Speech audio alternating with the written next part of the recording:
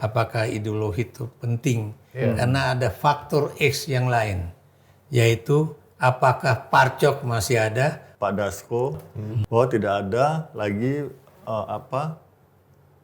keinginan untuk pemilihan tidak langsung itu. Jangan Anda terima Itu omongan politisi, Dasko bro. itu, kamu telan, Anda telan apa? Karena tidak didukung. mentah-mentah. Lu terlalu naif, men. Maaf saya ngomong terus terang di sini ya. Anda tahu yang namanya Republik Indonesia itu masih tergantung pada bukan cuma figur tapi juga etnik seseorang dan agama seseorang. Pegang omongan saya.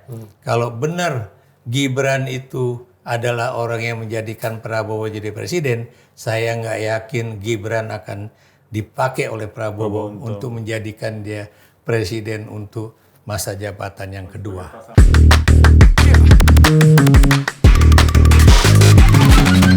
Nah, Prof, thank you nih, Prof. Ya, Thank you, Prof. Nah, ini sekarang di segmen kedua itu kita kepengen butuh pencerahan deh, Prof. Ini kan banyak partai politik baru nih. Baru.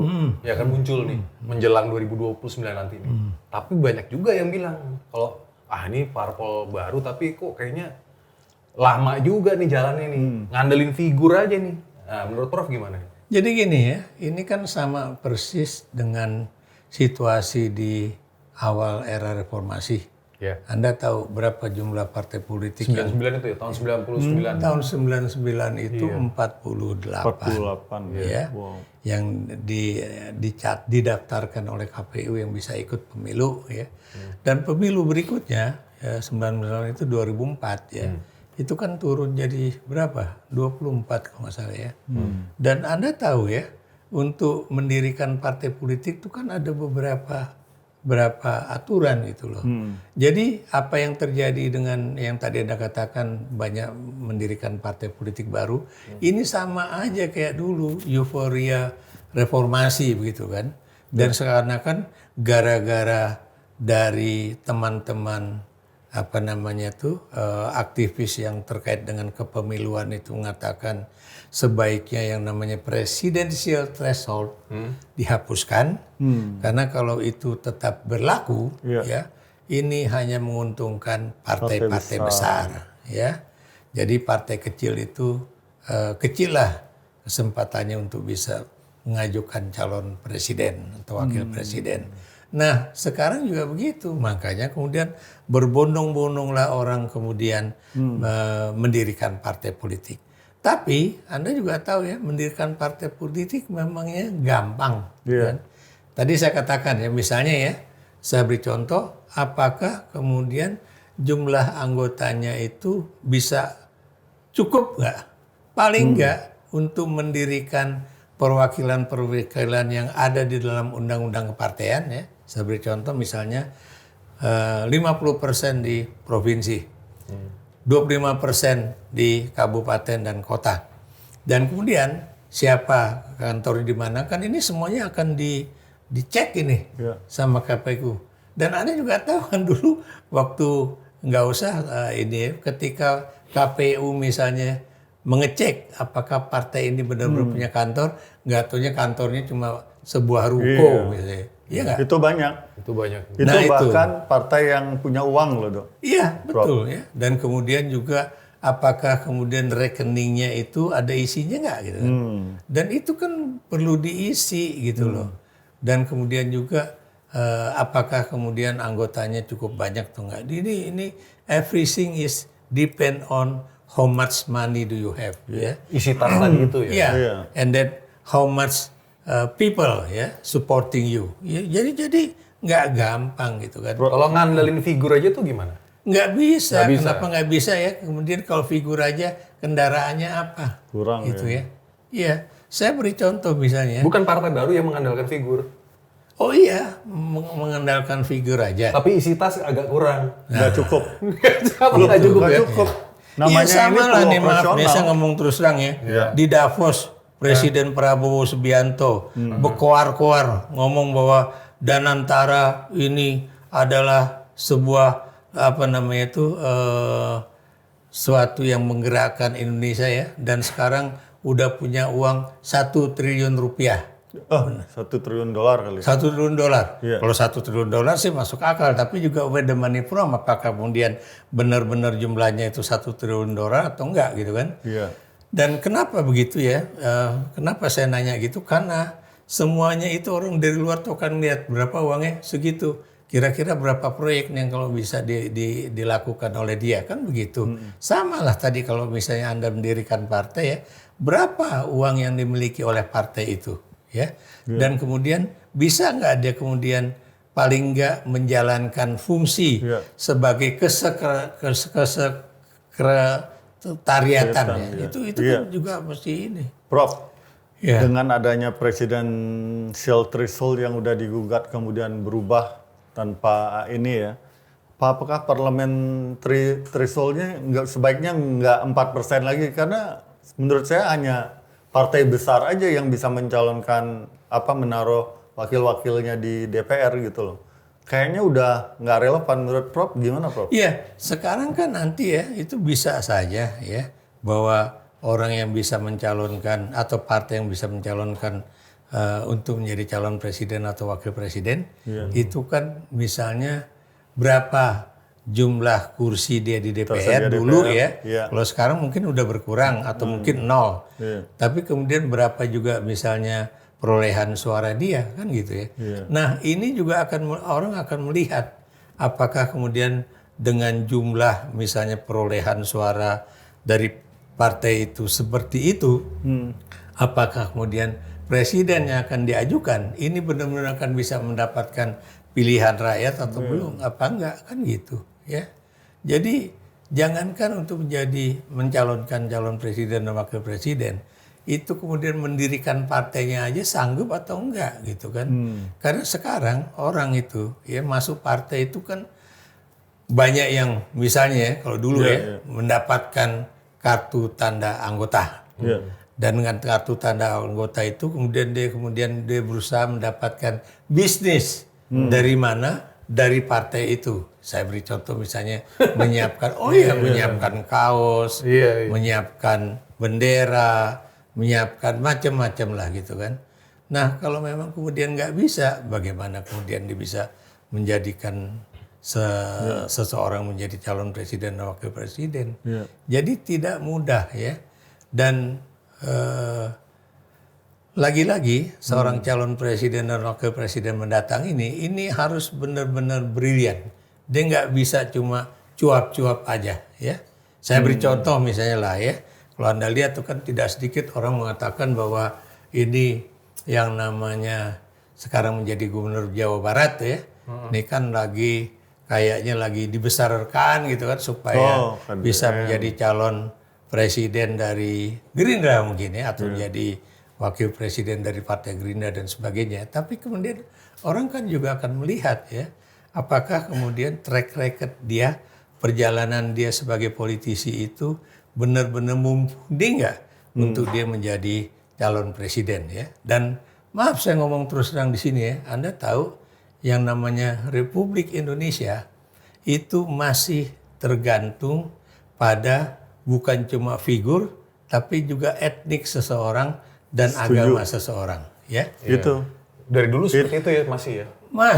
Memang seperti itu. Ya, ketika misalnya sebuah podcast nanya sama saya, apakah misalnya Shirley Chua itu bisa menjadi calon presiden atau wakil presiden, saya bilang agak sekedar menjadi calon mungkin, untuk menang nggak gampang. Tapi memang ya, menurut hasil survei, elektabilitas si Shirley itu dibandingkan Gibran lebih tinggian si Shirley. Tapi Prof, ini kata Kompas nih saya baca nih.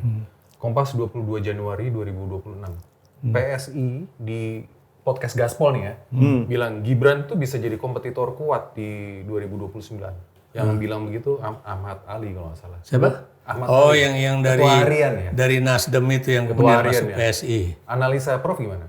Sekarang gini. Kalau nanti bukunya siapa namanya itu, Dr. Rismond ya. Ini kemudian dibagikan kepada seluruh anggota DPR dan DPD, lihat loh ya, Rismond ini gila dalam artian positif ya. Dia akan membagikan buku yang dia terbitkan itu ya, sejumlah 2.000 eksemplar, ya, 1.000 untuk DPR, 1.000 untuk DPD. Apa judulnya? Ya, Gibran Endgame. Iya. Ya, terus? Ya, ini gambarnya, fotonya itu adalah Gibran lagi menghadap keluar gitu ya, artinya cuma punggungnya aja. Dan apa yang ditulis di dalam buku itu, bahwa Gibran itu tidak lulus SMA. Iya. Ya. Itu aja kan sudah tidak mungkin mendapatkan apa ya pencalonan karena dia tidak lolos lolos secara kriteria ini ya. sebagai harus lulusan SMA. Iya. Ya. Bahkan saya juga mengatakan jangan-jangan dia juga nggak lulus SMP gitu. Ini menurut keyakinan Prof ya? Bukan keyakinan saya. Kenapa ya? Karena sampai sekarang yang namanya SMP Negeri 1 Solo itu kan baru sekarang mengatakan iya dia lulusan kami. Ya mana buktinya dulu kenapa dia di DO dari SMP Negeri 1 Solo dan kemudian dia lari ke Singapura ya. Dan kemudian katanya saya kok yang masukin dia ke Orchard Elementary School gitu kan si Jokowi. Dan Orchard Elementary School namanya aja Elementary School. SD. Bukan high school, enggak. Dia kalau SD itu kan ini. Elementary. Bukan. Itu kan primary school. Iya. Elementary itu kan SMP ya. Makanya kalau udah namanya elementary itu cuma dari SMP sampai kelas 1 SMA. Dan untuk menjadi lulus SMA itu dia harus sekolah lagi 2 tahun paling enggak. Dan itu enggak dimiliki. Atau kemudian katanya dia dulu apa namanya tuh keluaran dari UTS Insearch gitu kan. Nah, ini berarti hanya takabur aja nih si Apanya? pernyataan si Ahmad Ali nih. Kalau bahwa si Wapres Gibran itu 2029 itu jadi kompetitor yang kuat. Oh, aduh. Sekarang gini ya, Anda lihat aja lah hasil-hasil survei ya. Kenapa? Kalau Anda katakan Gibran menjadi kompetitor yang kuat ya, saya nggak yakin. Bahkan Prabowo nggak akan berani mengambil Gibran lagi itu menjadi pendamping dia untuk jadi calon presiden dan wakil presiden. Kenapa, Prof? Kenapa? Ya udah tahu lah Prabowo bahwa Gibran itu nggak punya ijazah SMA. Ya. Akan gendongnya berat ya. Bukan, nggak lulus pencalonan karena Anda lihat ya ini kan lucu nih ya, ini harusnya Dikdasmen yang kemudian memutuskan bahwa memang dia itu nggak punya ijazah SMA. Ini masa ada seorang kementerian pejabat menteri kemudian mengatakan bahwa Penyetaraan. pakai penyetaraan, coba penyetaraan yang Itu yang saya baca ya, bukan iya penyetaraan gitu ya.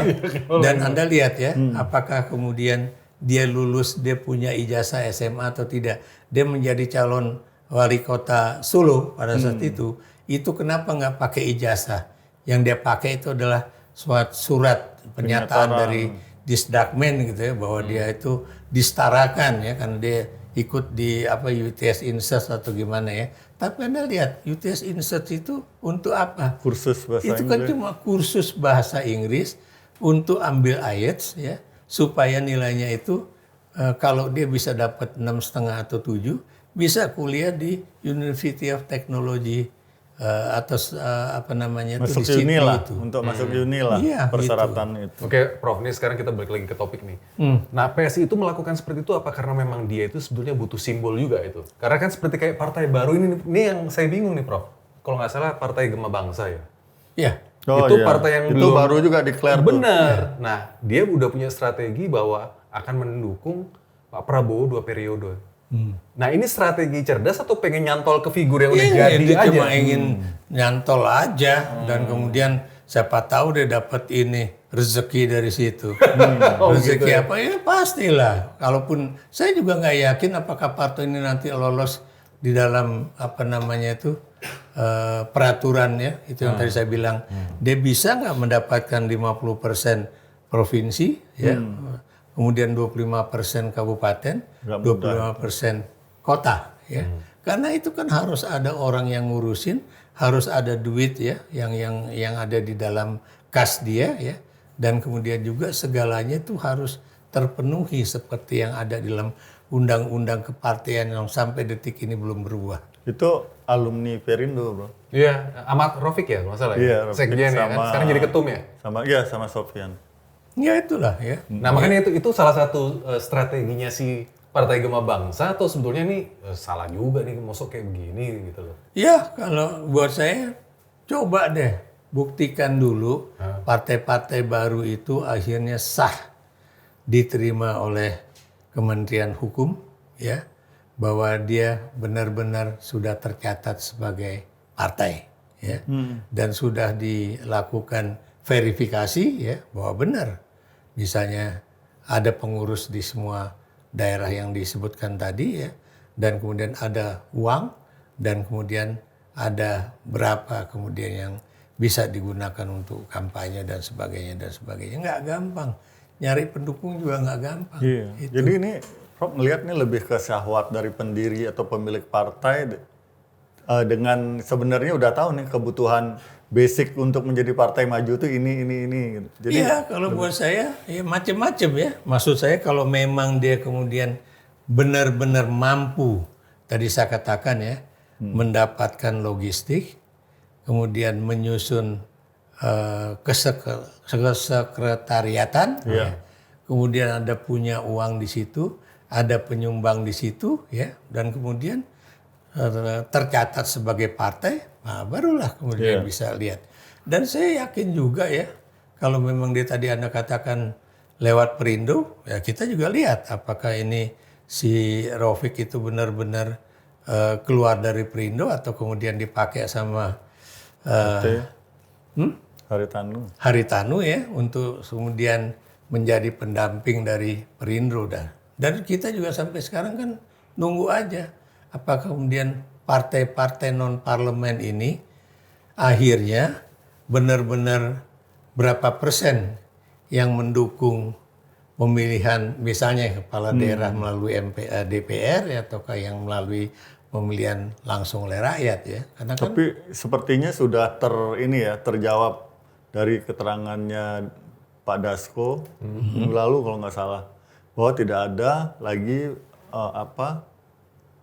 keinginan untuk pemilihan tidak langsung itu. Jangan Anda terima itu politisi bro. Itu kamu telan, Anda telan karena tidak didukung. Lu terlalu naif, men. Tunggu dulu. Itu tidak didukung oleh, kan dia lempar ini nih, plung gitu. Tunggu dulu. Tolak semua. Apa yang dikatakan oleh dia itu adalah pada 2026, benar nggak? Dekoi, pengalihan isu. Iya, bukan. Kalau nanti misalnya itu diajukan pada saat 2028, ya, dan apalagi itu diajukan pada bulan puasa, karena Anda tahu ya, bulan puasa podcast aja yang punya Anda atau punya saya itu nggak bakalan banyak yang nonton itu karena banyak orang lebih fokus kepada bagaimana menjalankan ibadah puasa dengan baik, dengan khusyuk. Nah makanya tidak jarang orang mengatakan awas hati-hati ya bahwa yang namanya rencana pilkada melalui DPRD itu akan diajukan ketika bulan puasa, ketika orang banyak yang kemudian mengatakan nggak ada itu amar ma'ruf nahi munkar. Karena amar ma'ruf nahi munkar itu kalau memang nanti kemudian isinya juga bernuansa politik, itu kan banyak orang mengatakan, oh puasa ada bisa batal, kan begitu. Makanya kemudian terimalah apa yang dikatakan oleh orang-orang di DPR gitu. Sama lah misalnya mengapa orang-orang yang naik haji atau umroh itu juga banyak-banyak kan juga dikelabui oleh penyelenggara umroh dan haji dengan mengatakan kalau namanya naik haji atau umroh itu kita harus 100% ya mengikuti ini, nggak usah dimanfaatkan itu ya. Jangan kemudian ngeritik ataupun ngomong macam-macam ya nanti haji atau umrohnya itu kan nggak mabrur kan gitu. Tapi gini Prof, maksud saya kalau memang itu adalah suatu test case untuk melihat diterima atau ditolak suatu ide pemilihan langsung atau tidak langsung ini, kan penolakan udah terlalu besar.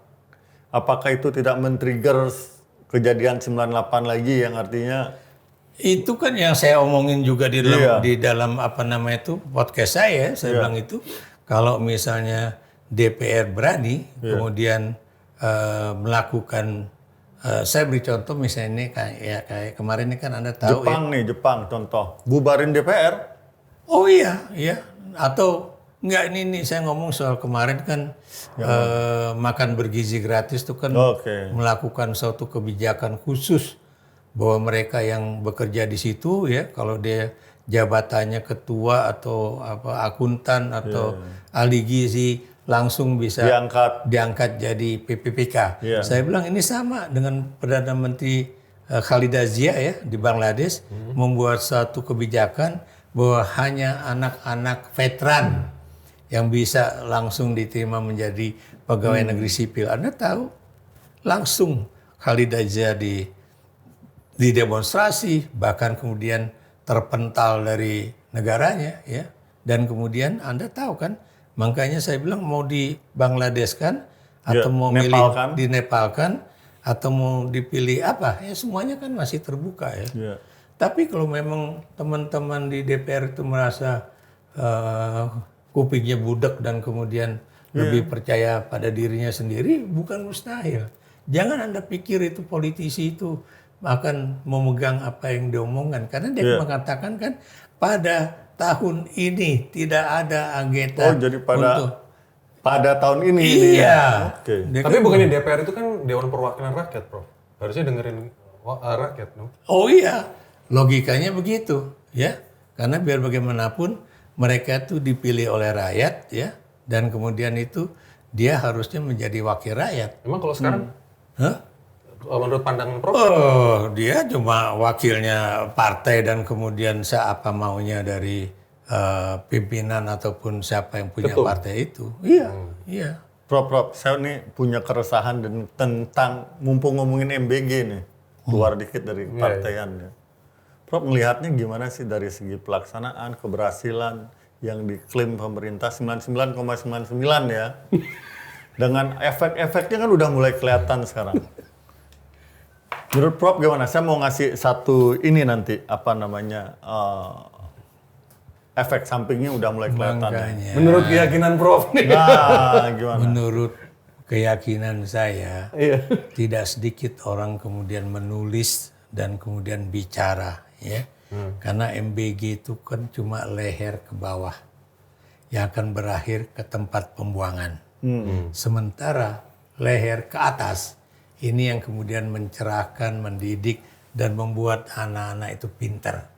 Sekarang saya mau tanya pada Anda, misalnya kenapa kemudian orang-orang yang ngurusin makan bergizi gratis itu kemudian akan diangkat menjadi pegawai dengan perjanjian kerja ya oleh negara, sementara dosen, guru ya yang udah bekerja puluhan tahun itu masih berstatus honorer. Ya itu keresahan salah satunya. Ya itulah ya makanya kemudian ini yang kenapa saya juga menghantam habis soal itu ya. Bukan saya anti MBG tapi ini adalah suatu kenyataan. Udah gitu siapa bilang bahwa itu dilakukan dengan misalnya tes yang menggunakan komputer ya. Saya tanya misalnya apakah saya bisa ngelihat soalnya nggak? Karena waktu Anda misalnya menjadi calon pegawai negeri sipil atau PPPK itu kan ujiannya ada semuanya di apa namanya itu TV ya yang kemudian bisa tahu bahwa Anda itu lulus segini udah dapat sekian persen dibandingkan teman-teman yang lain itu semuanya transparan. Ini nggak transparan, nggak ada ujian. Efek-efek sampingnya udah mulai kelihatan sekarang. Oh ya udah. Prof. Jadi seperti inflasi, harga kebutuhan pokok jadi mahal. Iya. Jadi SPPK itu disuplai oleh distributor besar kan begitu. Betul. Jadi rakyat tuh kesulitan untuk mendapatkan harga ayam misalnya dulu berapa sekarang naik. Memang di satu sisi bagus untuk produsen ayam gitu dan telur ya. Tapi kan istilahnya netizen saya baca ya itu yang dikasih makan satu anak yang susah satu keluarga. Oh iya. Betul bro. Iya. Benar. Kenapa begitu? Pilihan sulit itu ya. Itu kenapa gitu, Prof? Kenapa begitu? Ya, anak-anak itu kan disuruh makan MBG. Sekarang saya mau tanya pada Anda, sekolah itu sekolah negeri semua atau juga ada sekolah Bentar internasional? lagi nih dok. Ini saya kebetulan punya ponakan yang masih di SD, sekolahnya internasional. Nah itu. Nggak dikasih, jangan makan MBG, bawa aja. dari orang tua. Jadi sekarang posisi itu anak-anak itu karena tahu kualitas makanan MBG itu anak-anak tuh udah punya apa ya istilahnya udah Pemikiran. ngecap wah nggak enak, udah nggak mau makan lagi. Jadi apa yang dia lakuin? Dia bawa makanan dari rumah, MBG datang, MBG tuh dibungkus. Karena kalau nggak dimakan dimarahin katanya. Itu yang diganti terjadi. sama lauknya dia itu. Enggak, dia makan dulu. Oh, oke. Kan bawa tempat makan tuh dari rumah. MBG-nya dimasukin sana, dibawa pulang. Mungkin sampai rumah dibuang. Bener. Sampai ada saya lihat Prof di IG bapak ibunya artinya anak-anak pesan begini bro. Nah kamu kalau di sekolah dapat MBG kamu jangan makan ya. Besok-besok kamu pengen makan apa yang di MBG bilangin papa yang masakin sampai gitu. Gue posting tuh kemarin. Itu gara-gara apa ya? Karena kualitas karena dan takut kualitasnya keracunan juga kali ya? Iya gini. Lo masih punya anak kecil nggak di rumah? Gue punya Nah, punya, Pak. Jadi gini. Anak gue tuh masih ada yang SD kelas 2, ada yang masih TK. Nah, anak-anak kelas 2 TK. Dikasih makanan di rumah pilihan dia aja susah makan. Apalagi dia ngecap makanan yang nggak dia pilih nih. Enggak, kalau Untuk anak gue tuh semuanya yang namanya sayur, ikan itu harus Nggak, maksudnya dari menu yang datang karena mereka udah makan terus tiba-tiba nggak enak gitu loh. Jadi dia jadi kepikiran Enggak, kalau anakku dia makan ya. asal ada satu syaratnya, jangan basi. Nah, Kalau dia udah tahu bahwa ini nggak fresh, dia langsung nggak dimakan. nah itu problemnya MBG Karena kan dia banyak takut sakit begitu. perut. Anakku sekolah negeri dan itu apa namanya itu dia dapat juga MBG. Prof, ini pertanyaan terakhir nih. Balik lagi ke laptop. Ya, Di Indo ini nih hari ini nih. Relevan nggak sih? Masih relevan nggak kalau parpol itu berdasarkan ideologi? Atau karena kan ini pemilihnya udah beda nih Gen Z nih nanti. Atau ideologi nomor 2 akhirnya figur gimana? kalau buat saya ideologi itu sangat penting, sangat penting, whether you like it or not ya. Dan Bung Karno memang mengatakan bahwa biarlah 1000 bunga bertumbuh dan mekar di tanah air Indonesia. Apa 1000 bunga? 1000 bunga itu artinya lo boleh punya politik apa, ideologi apa, silakan. Asalkan ini benar-benar untuk Indonesia. Dan kita juga tahu ya bahwa ya kalau kita mau lihat politik Indonesia ya, itu yang jelas Indonesia itu ada Islam ya. Dan Islam itu nanti ada Islam modernis, Islam apa namanya itu konservatif. Ya, ini misalnya saya Sarungan sama ini ya? iya kayak misalnya Muhammadiyah sama Nahdlatul Ulama lah gitu kan. Dan kemudian kita juga tahu ada nasionalisme. Nasionalis itu ada yang gayanya PDIP, ada gayanya Gerindra, ada gayanya Golkar. Tinggal pilih aja gitu kan. Tapi kalau Anda lihat belakangan ini kan seakan-akan ideologi itu nggak penting karena yang penting itu adalah bagaimana mereka bisa menyatu dan gitu menggolkan calon presiden dan wakil presiden dari mereka. Betul. Tapi kalau Anda lihat juga bagaimana misalnya di apa namanya itu tayangan-tayangan YouTube ya, mengapa PDIP masih mau nanam pohon sementara si Partai Gajah ini ngapain nanam pohon ini, mendingan langsung aja gini. Terus akhirnya si orang Banteng itu bilang enggak, pohon ini adalah paru-paru dunia, paru-paru kita semua. Itu kan juga bagian dari perjuangan Satu untuk pertanyaan terakhir, Prof. persoalan ideologi. Kemarin kan si Kaisang akan jadikan Jawa Tengah kandang gajah. Sementara itu kan juga kandang banteng. Ya. Nah itu gimana, Prof? Ya, nanti kita lihat aja ya. Nah, masalahnya sekarang ya kita tidak lagi bisa mengatakan yang tadi Anda tanyakan itu apakah ideologi itu penting. Karena ada faktor X yang lain.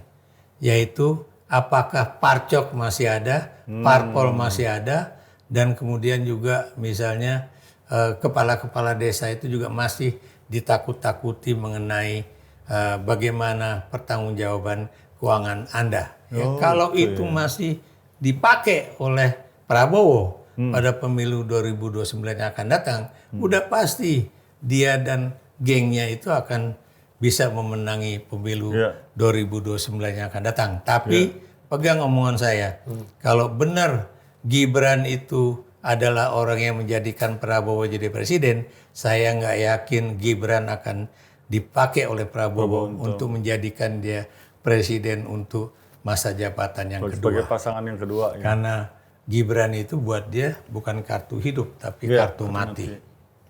Prof, thank you. Thank you, Rob. Ciao. Sama-sama. Ciao.